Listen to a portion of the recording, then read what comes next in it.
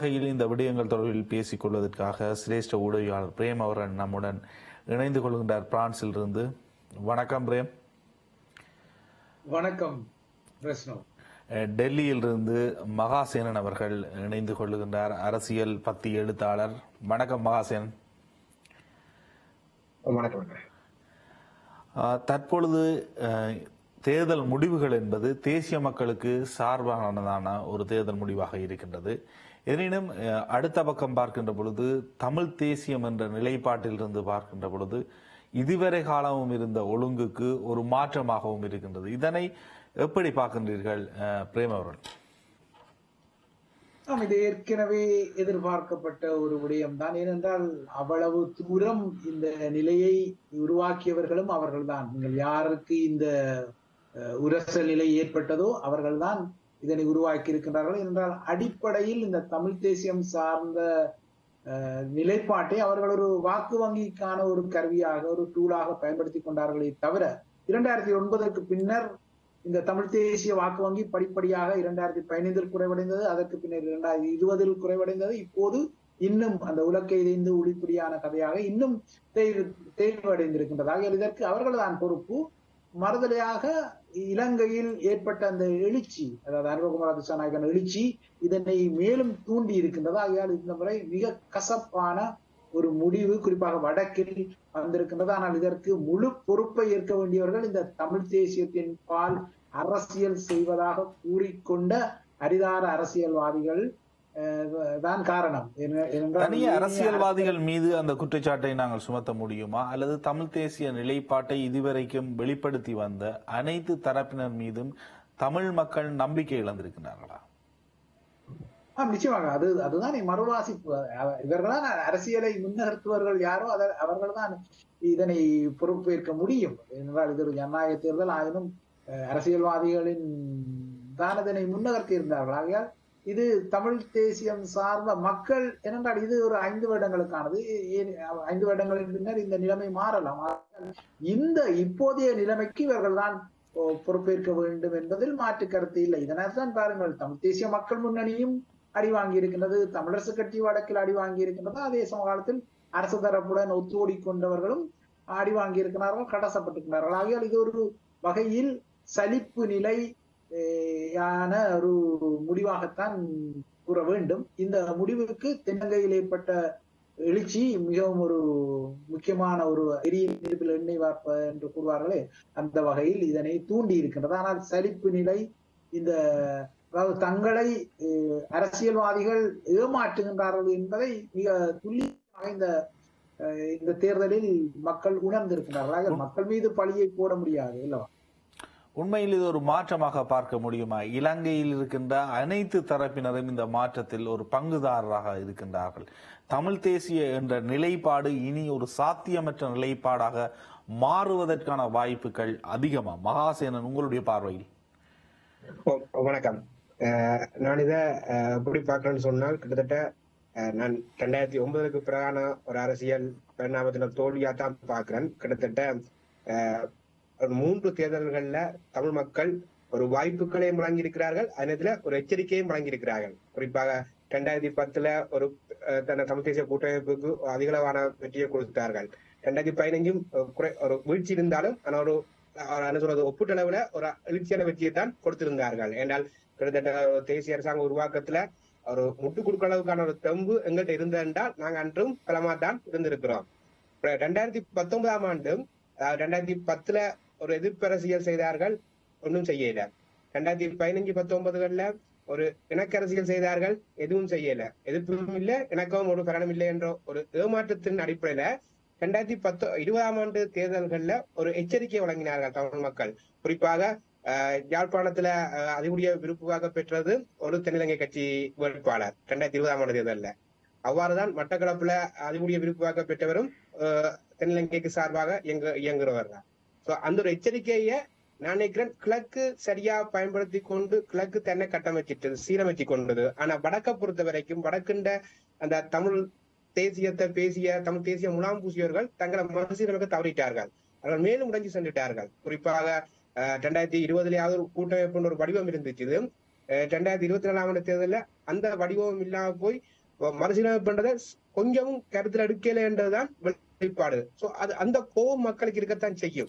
ஆனா மக்கள் தமிழ் தேசிய நிலைப்பாட்டுடன் இருக்கின்றார்களா அல்லது மக்கள் தமிழ் தேசியத்திற்காகத்தான் வாக்களிக்கின்றார்களா என்று பார்த்தால் ஜேவிபியிடம் எவ்வாறான நிலைப்பாடுகள் இருக்கின்றது? ஜேவிபிக்கு வாக்களித்தது என்பது ஒரு தமிழ் தேசிய நிலைப்பாட்டுடன் தமிழ் மக்களினுடைய பிரதிநிதிகளாக இதுவரை காலமும் இருந்தவர்கள் விட்ட தவறுக்காக வாக்களிக்க முடியுமா தேசிய மக்கள் சக்திக்கு? எங்கள்கிட்ட தேசியம் சார்ந்த தெளிவான ஒரு எண்ணப்பாங்கி இருக்கான்றது பெரிய கேள்விக்குறி எனக்கு இருக்குது. மிக நீண்ட காலமான ஒரு அரசியல் இருக்கின்றது, அது தமிழ் தேசிய நிலைப்பாட்டுடனான அரசியல். அந்த அரசியல் நிலைமை இன்று மாறி இருக்கின்றது. ஒரு தேசிய ரீதியிலான கட்சிக்கு, ஆட்சி பீடத்தில் இருக்கின்ற கட்சிக்கு வாக்களிப்பு வேண்டும் என்று இல்ல. நாங்க நீண்ட கால அரசியல் நிலைப்பாடு இருக்கு, நீண்ட கால அரசியல் செயற்பாடு இருக்கு. ஓகே, நீண்ட கால அரசியல் நிலைப்பாட்டை தொடர்ச்சியா நாங்க கடத்தி கொண்டு வர்றோமா, நாங்க தொடர்ச்சியாக அந்த விளையாட்டை சொல்லிக் கொண்டு வரோமா என்ற கேள்விக்குறி இருக்குது. ஆனால் சமீபத்திய காலத்தில் இடம்பெற்ற மிக மோசடியான சம்பவங்கள் அல்லது மிக மோசமான சம்பவங்கள் தான் தற்பொழுது தமிழ் தேசிய நிலைப்பாட்டில் ஒரு குளறுபடியை உருவாக்குவதற்கு மிக பிந்திய உதாரணங்களாக இருக்கின்றது. ஆனால் தமிழ் தேசிய நிலைப்பாடு அல்லது தமிழரசு கட்சிக்கு வாக்களிப்பது, தமிழ் தேசிய கூட்டமைப்புக்கு வாக்களிப்பது அல்லது இங்கு இருக்கின்ற தலைவர்களுக்கு வாக்களிப்பதெல்லாம் ஒரு தமிழ் தேசிய நிலைப்பாட்டுடன் தான் இதுவரை காலமும் தொடர்ச்சியாக வந்திருக்கின்றது. நிச்சயமா அதான் சொல்ல வரேன். நான் என்ன சொன்னால் தமிழ் தேசிய நிலைப்பாடுன்றதை நாங்கள் எவ்வாறு வரையறை செய்கிறோம், அது எந்த அடிப்படையில் வரையறை செய்தோம் என்ற கேள்விக்குறி இருக்குது. நாங்கள் பேச்சுகளுக்குள்ள அங்கு வரையறை செய்தோம். நான் நாளைக்கு முறையில போய் நின்று கொண்டு என்னோட செயற்பாடு தேவையில்லை. நான் முறையில நின்று கொண்டு நான் தமிழ் தேசியம் என்ற வார்த்தை உபயோகித்தால் சரி, நான் தமிழ் தேசியம் என்ற வார்த்தை உபயோகித்தால் சரி என்பதுதான் எங்களுடைய தமிழ் தேசிய நிலைப்பாடா அண்மை காலமாக இருக்குது. சோ அந்த ஒழுங்குக்குள்ள பயணிக்கிற இளையவர்களுக்கு அவருக்கு தமிழ் தேசியம் என்னன்னு சரியா தெரியாது. அவர்கள் ஜேவிபியை பார்க்கிறார்கள், ஜேவிபி மாற்றம் என்று கதைக்குது. அந்த மாற்றத்தை தான் என்ன செய்யணும், அது மாற்றமாக எங்களுடைய தரப்பு உள்வாங்குது. அதாவது நாங்கள் தமிழ் தேசியம் கதைக்கிற தரப்புன்னு சொல்ற அந்த தரப்பும் அந்த மாற்றம் அது பிம்பம். ஆனா அந்த பிம்பத்தை இங்கேயும் ஒரு பெரிய மாறியா கட்டம் இணைக்கினான். அது மாற்றம் வந்துட்டு சோ நாங்களும் மாற்றம் பெறணும்னு சொல்லி எங்கட கட்சி, அதாவது தமிழ் தேசியம் பேசுற கட்சிகள தேர்தல் விஞ்ஞாபனங்களும் தேர்தல் பிரச்சாரங்களையும் இந்த மாற்றத்துக்கான அடையாளம் மாற்றம் சொல்லித்தான் கூட முன்மைப்படுத்தப்பட்டார்கள். சோ இளைஞர்கள பாடம் எப்படி இருக்கும்னு சொன்னால், அப்ப எல்லாம் உண்டுதான், அவங்க சொல்ற மாற்றத்தை இவங்களும் கதைக்கிறாங்கன்னு சொன்னா எல்லாரும் உண்டுதான், எல்லாரும் உண்டுன்ற மனநிலையை நாங்களாம் உருவாக்கி உள்ளோம். இதுக்கு நான் தமிழ் இளைஞர்கள் அந்த அளவு தூரம் ஒரு சுய அரசியல் சார்ந்த அறிவு அற்றவர்கள் என்றது உங்களுடைய பொருளா?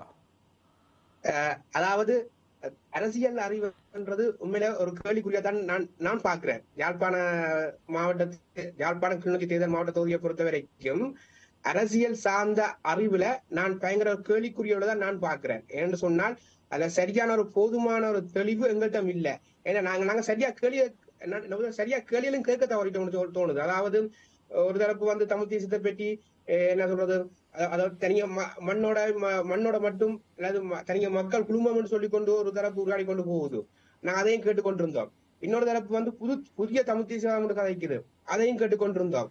சோ எங்ககிட்ட நாங்க ஒரு எதிர்த்து கேள்வி கேட்கறதுக்கான தமிழ் தேசியம் என்னன்னு எங்களுக்கும் தெரியாது. சோ நாங்களும் கேள்வி கேட்கல. சோ எங்களோட அரசியல் அறிவுன்றது இளைஞர்களிடம் இன்னும் போதுமானதாக இல்லை என்றது என்னுடைய பார்வை. இளைஞர்களிடம் போதுமானதாக இல்லை. மகாசேனனுடைய இந்த கருத்துடன் பிரேம் நீங்கள் ஒத்து போகின்றீர்களா? இங்க இருக்கின்ற இளைஞர்களுக்கு தமிழ் தேசியம் சார்ந்த ஒரு கொள்கை நிலைப்பாடு தெளிவு விளக்கம் இல்லை என்பது இல்லை பிரஷ்னோ. அதாவது நீங்கள் ஒரு பாடசாலைக்கு போகும் பொழுது உங்களுக்கு கற்பிக்க வேண்டிய பொறுப்பு அந்த ஆசிரியரை சார்ந்தது. ஆகையால் மாணவரை நீங்கள் குற்றம் சாட்ட முடியாது. ஏனென்றால் அதற்குரிய அந்த அடைவுகளுக்குரிய கற்பிதங்களை வழங்க வேண்டிய பொறுப்பு அரசியல்வாதிகளை சார்ந்த. நீங்கள் முறையாக பயன்படுத்தாவிட்டால் இவ்வாறான மாற்றங்கள் வரும். ஏனென்றால் 2009 5 வயதாக அல்லது சிறுவனாக இருந்தவர்கள் எல்லாம் இப்பொழுது புதிய தலைமுறை வாக்காளர்களாக வந்து விட்டார்கள். ஆகையால் அவர்களுக்கு நீங்கள் இந்த இனத்தின் இந்த இன்னல்கள் இந்த விடுதலை போராட்டத்தை அவர்களுக்குரிய வகையில் நீங்கள் புகட்ட வேண்டும். நிச்சயமாக அது புகட்டினால் இல்லை, நீங்கள் கூறுகின்ற அடிப்படையில் பார்ப்பதாக இருந்தால் 2005 அல்லது ஒரு மிக நீண்ட காலத்துக்கு முன்னர் இங்கு ஒரு பிரச்சனை இருந்தது, இங்கு ஒரு அடக்குமுறை இருந்தது, இங்கு சுதந்திரம் பறிக்கப்பட்டது, தற்பொழுது எல்லா சுதந்திரங்களும் வந்துவிட்டது போன்ற ஒரு தோற்றப்பாட்டை எல்லாம் உருவாக்கும். தற்பொழுதும் அந்த அடக்குமுறைகள் சுதந்திர பறிப்புகள் இருக்கின்றது. ஆகவே இங்கிருக்கின்ற இளைஞர்களுக்கு இயல்பாக தங்களுடைய நிலைமை என்பது புரிந்து கொள்வார்கள் தானே. ஏன் அதனை புரிந்து கொள்ளவில்லை என்ற ஒரு அடிப்படையில் அது நாங்கள் கடத்தப்பட வேண்டும் என்று நினைக்கிறீர்கள்? தற்பொழுது வரை அடக்குமுறை தொடர்ந்து எந்த அரசாங்கத்தினாலும் கடத்தப்பட்டு தானே வருகின்றது. அடக்குமுறை என்பது எவ்வாறான அடக்குமுறையாக இருக்கின்றது பிரச்சனை? அதாவது இது ஒரு மென்போக்கான கட்டமைக்கப்பட்ட இன ரீதியான புத்திஜீவித்தனமான அடக்குமுறை. நாங்கள் அடக்குமுறை என்றவுடன் நெடுகு இந்த சுடுகலன்கள் ராணுவ அடக்குமுறைகளை நேரடியாக பார்க்கணும். அதாவது ஒப்பீட்டு ரீதியில் இப்பொழுது அது குறைவு. ஆனால் திட்டமிட்ட ரீதியிலான கட்டமைக்கப்பட்ட இனசார் ரீதியிலான ஒடுக்குமுறைகள் மிக தீவிரமாக இருக்கின்றது. நாங்கள் அதனை விளங்கப்படுத்த வேண்டும். ஏனென்றால் இப்பொழுது பாருங்கள், மேற்குலகில் கட்டலோனியா ஒரு நேஷன். கட்டலோனியாவில் ஸ்பெயினின் ஒரு வளர்ந்த நாடு. கட்டலோனிய மக்களுக்கு கிடைக்கக்கூடிய வரப்பிரசாதங்கள் ஸ்பெயினிலும் இருக்கின்றது. ஆனால் இன்று கட்டலோனியாவில் அந்த தேசிய உணர்வு இருக்கின்றது. அவர்கள் வளமையாக ஸ்பெயின் மக்களுக்குரிய அனைத்து வளங்களும் நீங்கள் கட்டலோனியா பிரதேசத்துக்கு போனால் நேரடியாக பார்க்கலாம். ஆனால் இன்றும் கட்டலோனியா ஒரு நேஷன், நாங்கள் ஒரு தேசிய இனம், ஸ்பெயினில் இருந்து விடுதலை வேண்டும் என்று எவ்வாறு வருகின்றது? அது அந்த அரசியல்வாதிகள் அந்த உணர்வை கடத்தி கொண்டு வருகின்றார்கள். இப்போதும் இல்லை, இன்றும் தமிழ் மக்களிடத்தில் காணாமலாக்கப்பட்ட உறவுகள் என்பது தொடர்ச்சியாக இருக்கின்றார்கள். ஆகவே அந்த உறவுகளினுடைய பிள்ளைகளாக சகோதரங்களாக இந்த இளைஞர்கள் இருக்கின்றார்கள். தங்களுடைய காணிகளை இராணுவத்திடம் கொடுத்தவர்களாக, அந்த காணிகளை அனுபவிக்க முடியாதவர்களாக இந்த இளைஞர்கள் இருக்கின்றார்கள். இந்த இளைஞர்கள் அந்த காணியை பயன்படுத்த முடியாதவர்களாக இருக்கின்றார்கள். மரணமடைந்தவர்கள், இந்த யுத்தத்தினால் பாதிக்கப்பட்டவர்களுடைய தொடர்ச்சி என்பது ஏதோ ஒரு வகையில் இவர்களுடைய உறவுகளாக இருக்கின்றது. நினைவு கூற முடியாதவர்களாக இருக்கின்றார்கள். ஒரு வழிபாட்டு உரிமையை பயன்படுத்த முடியாதவர்களாக இருக்கின்றார்கள். தமிழ் மொழியில் தங்களுக்கான அனைத்து விடயங்களையும் பெற்றுக்கொள்ள முடியாதவர்களாக இருக்கின்றார்கள்.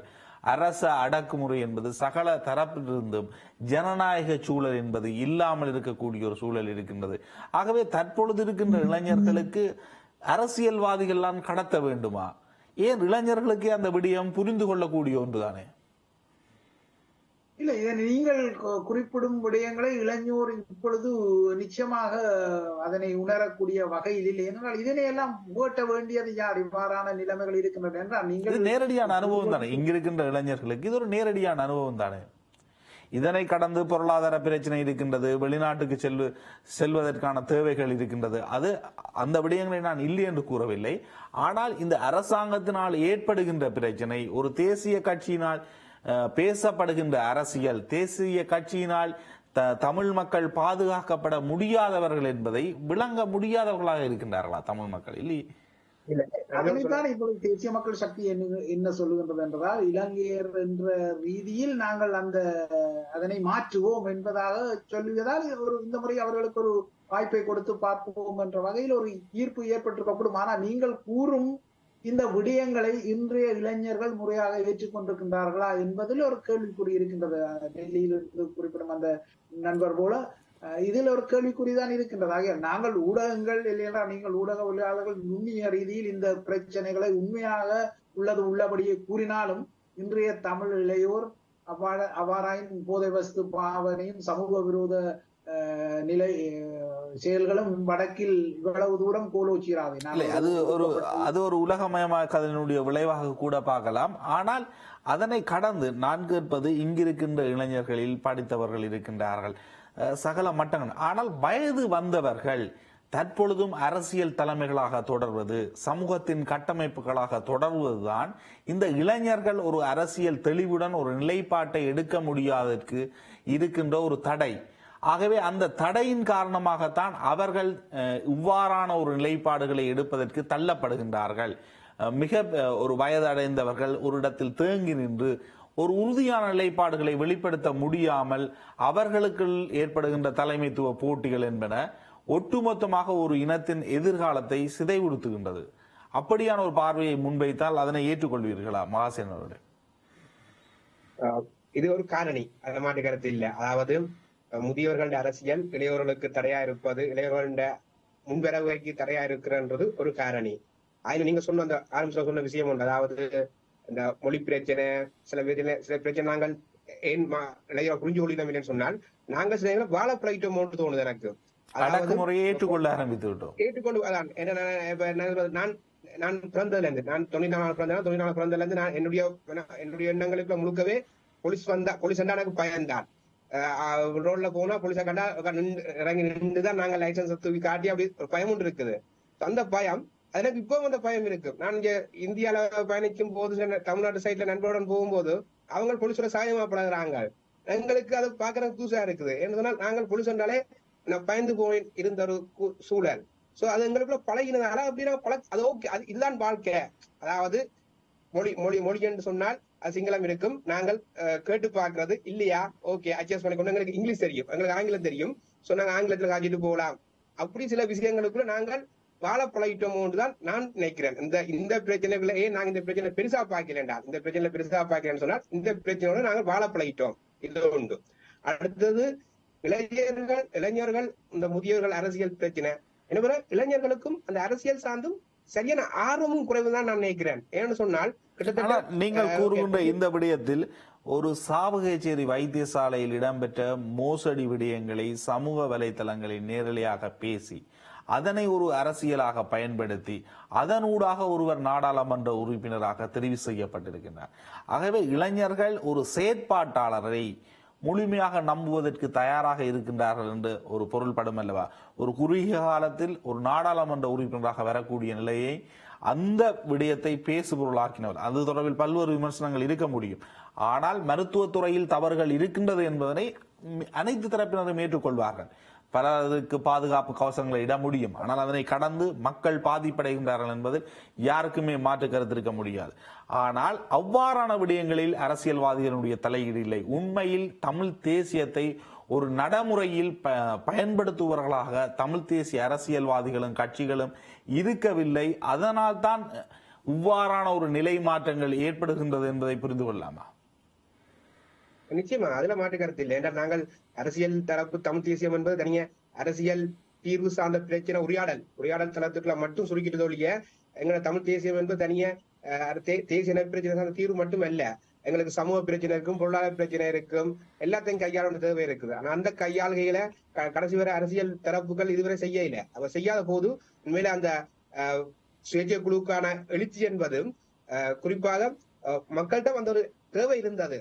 வைத்தியம் சார்ந்த பிரச்சனைகள் இருக்குது, நிறைய பிரச்சனை, வைத்தியம் மட்டுமில்ல நிறைய பிரச்சனைகள் இருக்குது, கல்வி சார்ந்த பிரச்சனை நிறைய இருக்கும். சோ இந்த பிரச்சனையில ஒருத்தர் தட்டி கேட்கும் போதும் ஒருத்தர் வந்துட்டார், எங்களுக்கு அவ்வளவுதான், அவர் என்ன நடக்குது, அவர் என்ன செய்யறாருன்றது இல்லை, எங்களுக்கு ஒருத்தர் வந்துட்டார். சோ அவருக்கு நாங்க எப்படியாவது அவர் வெற்றி பெற வச்சிடணும் என்றதை நாங்க ஜோதிச்சோம் ஒழிய ஏன்னா அந்த அளவுக்கு நாங்க எதிர்பார்த்து கொண்டிருக்கிறோம்.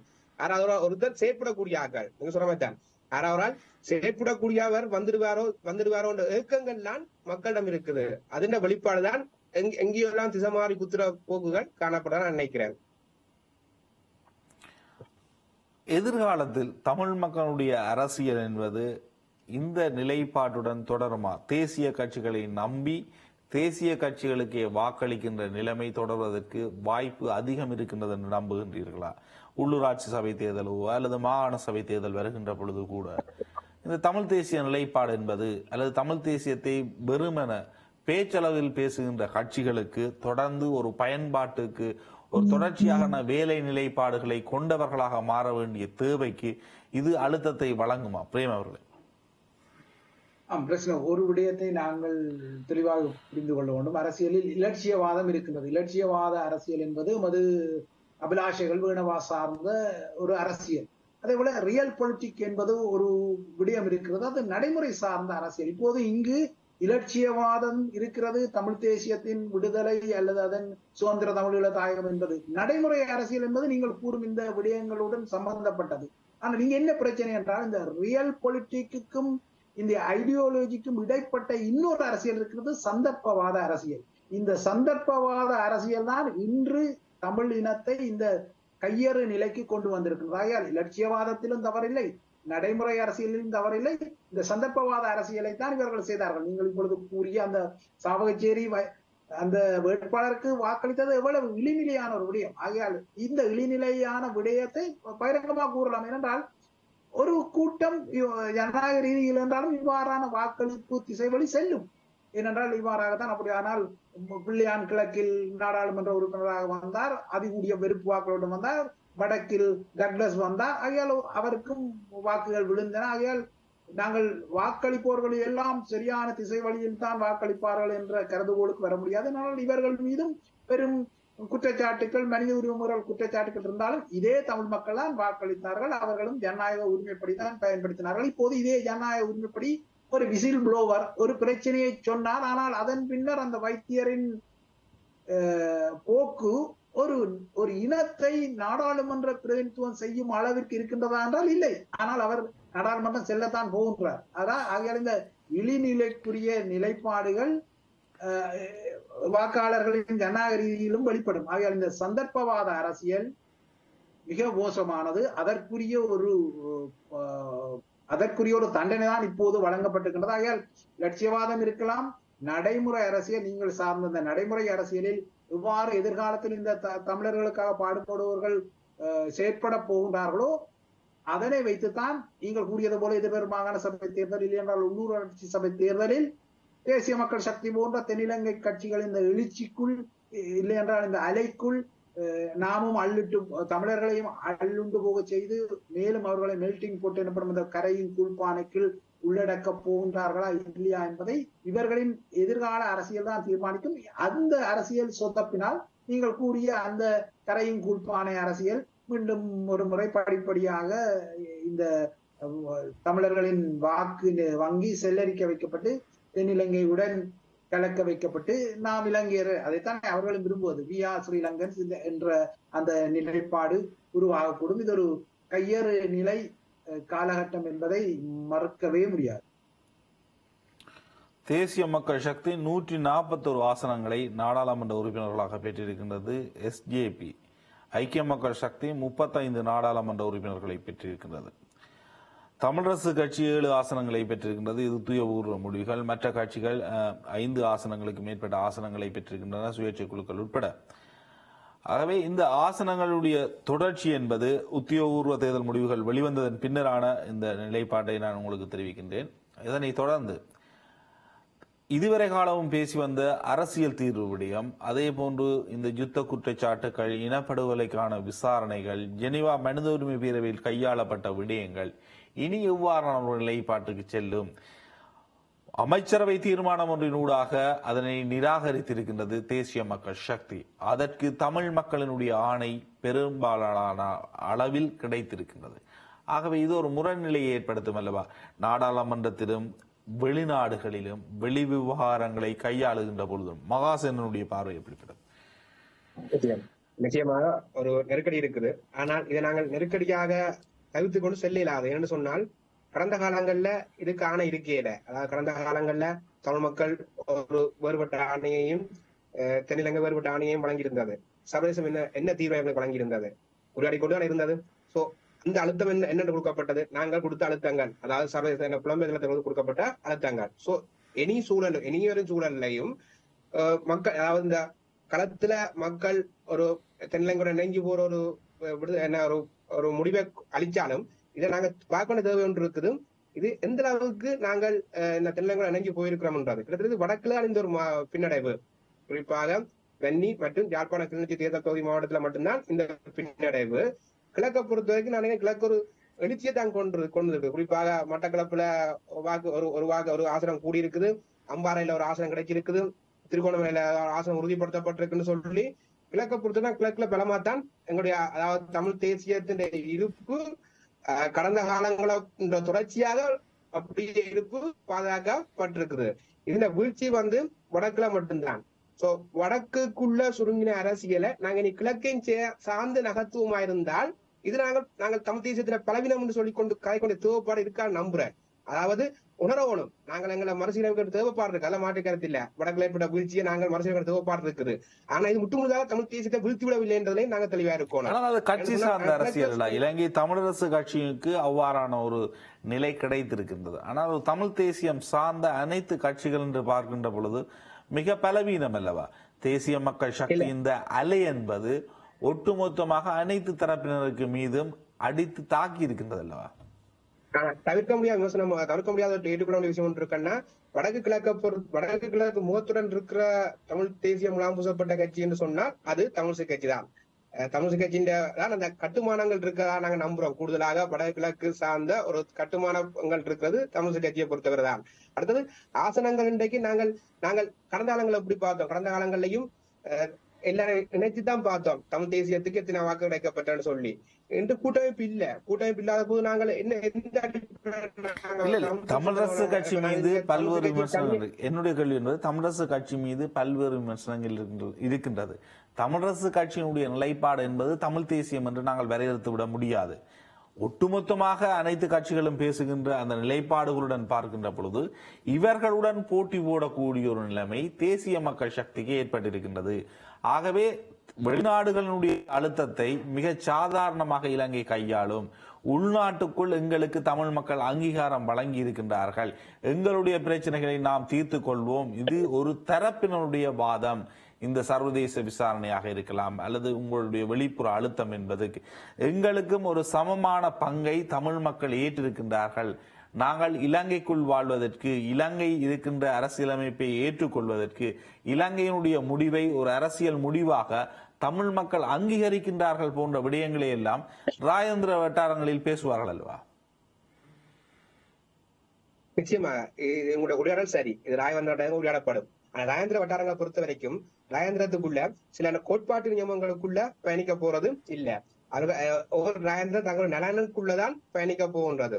சோ எதிர்காலங்கள்ல இந்த ஜேவிபி அரசாங்கம் கிட்டத்தட்ட 3/2 பெரும்பான்மையை பெற்றுள்ளது, பெறப்போகின்றது என்றால் அவர்கள் ஒரு வலுவான ஆட்சி அமைப்பு தான் இலங்கையில கொண்டிருக்கிறார்கள் என்று சொன்னால், அவர்கள் நான் கடந்த 5 கிழமையும் பார்த்த ஒரு கடந்த 2 மாதமும் பார்த்த ஒரு ஆட்சி பெறப்ப ஒரு தொடர போறது இல்ல.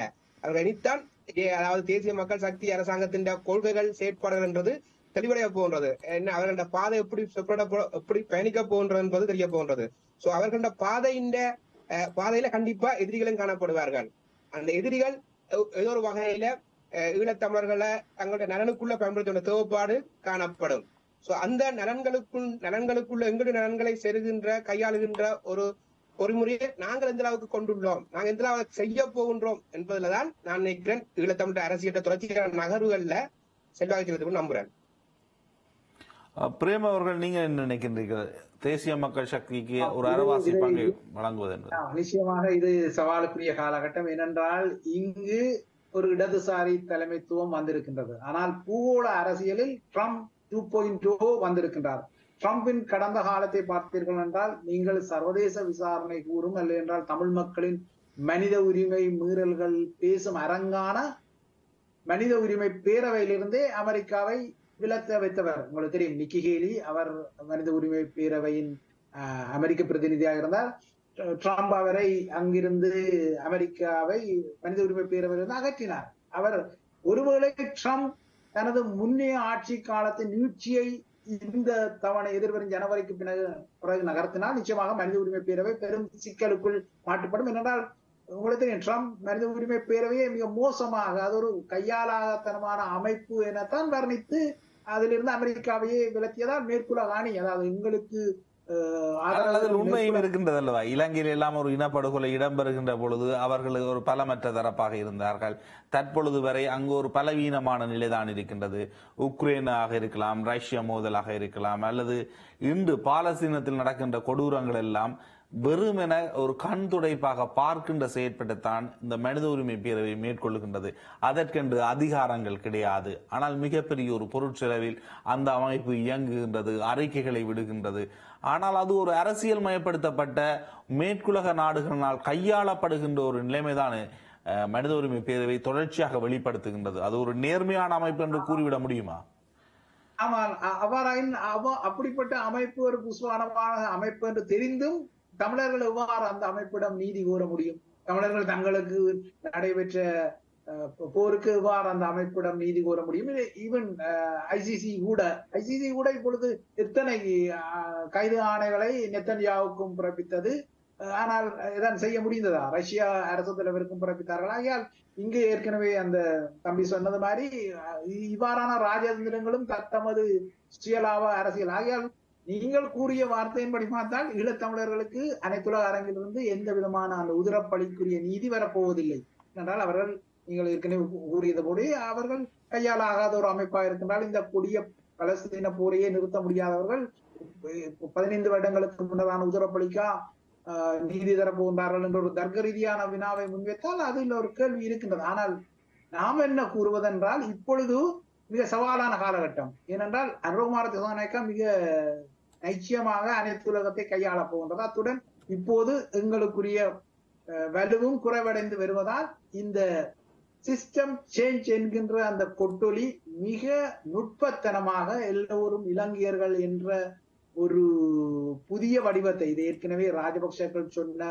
வடிவம் தான். அவர்கள் கொச்சியாக நாம் இல்லாமல் தாய் வயிற்று பிள்ளைகள் என்ன சொன்னார்கள், அனுரகுமார திசாநாயக்கா சற்று வித்தியாசமாக சொல்கின்றார்கள். ஜேவிபி ஒருபோதும் தமிழ் மக்களின் சுய நிர்ணய உரிமையை ஏற்றுக்கொண்ட ஒரு அமைப்பு அல்ல. அது ரோகண விஜய வீரா முதல் வெளிப்பட்ட ஒரு அமைப்பு. இன்று வரை அனுரகுமார திசாநாயக்கா கூட தமிழர்களின் தேசிய பிரச்சனைக்கு என்ன தீர்வு என்பதை எப்போதாவது கூறியிருக்கின்றாரா அல்லது ஒரு மாற்று திட்டத்தை கூட பரிந்துரைக்கின்றாரா? இல்லையே. ஆனால் அவர் இலங்கையர்கள் என்ற ரீதியில் உங்களுக்கு பாரபட்சம் காட்டப்பட மாட்டாது என்கின்ற ஒரு முக்கியமான ஒரு விடயத்தை சிஸ்டம் சேஞ்சாக ஒரு முறைமை மாற்றமாக முன்னகர்த்துவதால் இது ஒரு மிக சவாலான ஒரு நிலைமையாக இருக்கும். என்றால் இந்த மாற்றத்தை தமிழர்களிலும் கணிசமானவர்கள் விரும்பிக் கொள்கின்றார்கள் என்பதால் தான் அவர்களுக்கு வாக்குகள் அளிக்கப்பட்டிருக்கிறது. ஆகையால் இது ஒரு இலட்சியவாத அரசியலுக்கும் நடைமுறை அரசியலுக்கும் இடையிலான ஒரு போட்டிக்களம் எதிர்வரும் நாட்களில் இருக்கும். ஆனால் இந்த போட்டிக்களத்தில் ஏற்கனவே மிக பலவீனமான ஒரு தரப்பாக தமிழர்கள் இருப்பது என்பது இந்த ஆட்டத்தின் இறுதி முடிவை கணிக்கக்கூடிய நிலையில் ஒரு பலவீனமாகத்தான் இருக்கும். இது எனது கணிப்பு. தமிழ் மக்களுடைய அரசியல் தொடர்பில் அல்லது தமிழ் மக்களுடைய எதிர்கால அரசியல் என்பது எப்படிப்பட்டதாக கட்டமைக்கப்பட வேண்டும் என்று நீங்கள் விரும்புகின்றீர்கள் மகாசன்? நிச்சயமாக நினைக்கிறேன் இது ஒரு எங்களுக்கு ஒரு பெரிய ஒரு படிப்பினையா இருக்கும் நம்புறேன். அதாவது இந்த தேர்தல் முடிவுகள் இருந்து படிப்பினை பெறணும்னு நம்புறேன். அதாவது தமிழ் மக்கள் மக்கள் சார்ந்த அரசியல், அதாவது மக்களிடம் தேசிய பிரச்சனை ஒரு பிரச்சனை, அதுல மாற்று கருத்துல தேசிய பிரச்சனை ஆழமான பிரச்சனை. அதே நேரத்துல தேசிய பிரச்சனைக்கு சமாந்தரமாக தமிழ் மக்களின் பொருளாதார பிரச்சனைகளையும் சரி செய்ய வேண்டும். பொருளாதாரத்துக்கும் பெரிய ஒரு முக்கியத்துவத்தை கொடுத்து அதை கையாளோட தேவைப்பாடு இருக்குது. அதோட வெளிப்பாடுதான் இந்த தேர்தல் முடிவுகள் உணர்த்தி இருக்குது என்று சொன்னால் கிட்டத்தட்ட நாங்கள் நீண்டாலும் ஒரு கொண்டு வரோம். இப்ப நான் இந்த மாதிரி 2015-19 ஆண்டு காலப்பகுதியிலிருந்து தமிழ் மக்களிடம் அந்த ஒரு பொருளாதார வாய்ப்புகள், பொருளாதார சூழல், பொருளாதார அபிவிருத்தி என்ற ஒரு எண்ணங்களை நாங்களாம் உருவாக்கினது. அதாவது தமிழ் தேசிய முலாம் பூசப்பட்ட கட்சிகள்லாம் அதை உருவாக்கினது. அதை உருவாக்கினவர்கள் ஆனால் அதை சரியா நெறிப்படுத்த தவறிவிட்டார்கள். அவர்கள் தங்களுடைய வாக்குக்கான பிரச்சாரமாக மாத்திரம்தான் அதை பயன்படுத்தி கொண்டிருந்தார்கள். இதுதான் மக்கள் ஓகே நீங்கள் வாக்குக்காக பயன்படுத்துங்கள், நாங்கள் பொருளாதார தேவைக்கு யாரிடம் செல்லாமோ அவர்கிட்ட செல்வோம்னு சொல்லிட்டு மக்கள் நேரடியாக செல்ற சூழல்லாம் உருவாயிருக்குது. சோ நாங்கள் அதாவது தேசிய இன பிரச்சனைக்கு சமாந்தரமாக தமிழ் மக்களோட அடிப்படை பொருளாதார பிரச்சனைகள், குறைந்தபட்சம் அடிப்படை பொருளாதார பிரச்சனைகளையாவது சரி செய்யக்கூடிய ஒரு வழிமுறைகளை நாங்கள் கை கொள்ள வேண்டும். அடுத்ததும் தமிழ் மக்களிடம் அரசியல் சமூகமயப்படுத்தப்பட வேண்டும். அதாவது இப்ப என்ன சொன்ன மாதிரி, அதாவது டீச்சர் சரியாக நெறிப்படுத்தினால்தான் பிள்ளைகளுக்கு அந்த பாடம் சரியா போய் சேரும். சோ டீச்சர்ஸ் தமிழ் தேசியம் என்ன, தமிழ் தேசிய ஏன் நாங்கள் இந்த தேசிய உரிமை போராட்டத்தை முன்னிறுத்துறோம் இன்றைக்கு வரைக்கும். நீங்க சொன்ன மாதிரி ஏன் எங்களுக்கு சிங்கள மொழிக்கு அப்பால நாங்க தமிழ் மொழியை முன்மைப்படுத்த வேண்டும், அடுத்த காணி உரிமை எப்படி பிரச்சனைப்படுது, நாங்கள் எங்களை இன்னும் வழிவடக்கிலே வழிதற்றே காணிகள் இன்னும் இன்னும் காணிகள் அவரிக்கப்பட்டிருக்குது. அந்த பிரச்சனைகளை என்னெல்லாம் பிரச்சனை இருக்குன்னு சொல்லி எங்களை மக்களுக்கு சமூகமயப்படுத்தப்பட வேண்டும். நான் இந்த உண்மையை சொல்வேன். அதாவது நான் பல்கலைக்கழகம் படிக்கும் போது நான் மெடிக்கல் பிரச்சனைக்கு போவேன், போராட்டத்துக்கு எங்க கேம்பஸ் ஸ்டூடெண்ட்ஸோட சேர்ந்து போவேன். எங்க அம்மாவுக்கு என்ன நடக்குது தெரியாது, யாழ்ப்பாணத்துக்கு எங்க அம்மாவுக்கு என்ன நடக்குது தெரியாது, நான் உள்ளத்துக்கு போயிட்டு வருவேன். சம்டைம் நான் கேம்பஸ்லயும் போராட்டங்கள் செய்வோம், எங்க அம்மாவுக்கு தெரியாது. இதுதான் எங்க இடத்துல இருக்கிற பிரச்சனை. சோ அரசியல சமூகமயப்படுத்தப்பட வேணும். எல்லாருக்கும் என்னென்ன பிரச்சனை இருக்குது, அந்த பிரச்சனை தாக்கத்தை ஏற்படுத்தும். அதை தாண்டி போக இல்லாத நாங்கள் பொருளாதாரம் இப்ப இன்றைக்கு பொருளாதாரம் பெரிய மாயை என்று உரையாடப்படுதுன்னு சொன்னால், ஏன் உரையாடப்படுதுன்னு சொன்னால் எங்களுக்கு அந்த அரசியல் தீர்வு சார்ந்த பிரச்சனையால ஏற்படக்கூடிய விளைவுகளை பற்றி தெரியாது. அதான் பிரச்சனை. சோ நாங்க அதை உரையாடணும். இப்ப நாங்கள் பொருளாதாரம் தான் தேவைன்னு சொல்லி போவோமா இருந்தால் நாங்க அரசியல் ஒரு ஸ்திரம் இல்லாத சூழல்ல எங்களுக்கு என்ன நடக்கும்? இன்றைக்கு என்ன ஈஸ்டர் குண்டுவெடிப்பு தாக்கலுக்கு பிறகு முஸ்லிம்களுக்கு என்ன நடந்தது? அவர்கள் பொருளாதாரத்துல ஸ்திரமா இருந்தார்கள், ஆனால் அவர்கள் அரசியல் ஸ்திரம் இல்லாதால அவர்கள் என்ன நடந்துச்சு? சோ அந்த உரையாடல்களை நாங்கள் மக்கள் மயப்படுத்தப்பட வேணும். மக்கள்கிட்ட உரையாடணும், மக்கள்கிட்ட போய் உரையாடணும். நான் நினைக்கிறேன் அரசியல் கட்சிக்கு ஒரு பெரிய படிப்பினை. கிட்டத்தட்ட எல்லா கட்சிகளும் தங்களுக்கு 4 ஆசனம் பெறும், தங்களுக்கு 3 ஆசனம் பெறும் சொல்லி பெரிய மாயைக்குள்ள இருந்தவை. அதனாலதான் அவர்களால அடுத்த கட்டத்தை பற்றி யோசிக்கல. இது ஒரு தருமை. அதாவது நான் உரையாடின பல அரசியல்வாதிகளும் எவருமே எல்லாரும் சொன்ன விஷயம், நீங்கள் லூசுத்தமா காய்க்கிறீங்க, தேசிய மக்கள் சக்திக்கு வாக்கே இல்ல. நான் ஒரு கணிப்புல என்னுடைய கணிப்பு இருந்த 2வது வரும்னு சொல்லி, அதாவது ஜனாதிபதி தேர்தல் முடிவுகளை வச்சுக்கொண்டு நான் நினைச்சது 2வது வரும்னு சொல்லி. இவர்களை பொறுத்த வரைக்கும், அதாவது தெரியலங்க, எங்கட தமிழ் கட்சியில பொறுத்த வரைக்கும் ஜேவிபிக்கு ஓட்ஸே இல்லைன்னு சொன்னாங்க. சரி, ஏன்னா அவைக்கு மக்களோட பழக இல்லை. அதாவது எந்த கட்சி உறுப்பினர்களுமே மக்களோட பழகுற இல்ல. சோ மக்களோட போய் பழகணும், மக்களுக்கு என்ன தேவை இருக்குது சொல்லி மக்களோட விளையாடுற ஒரு பாங்கு உருவாகணும். அதாவது மக்களிடம் அரசியலை சமூகமயப்படுத்தப்பட தேவை இருக்குது. அதுதான் எதிர்காலத்துல தமிழ் தேசிய அரசியலை ஒரு ஸ்திரமான சூழலுக்கு கொண்டு வரது உதவுன்னு நம்புறேன்.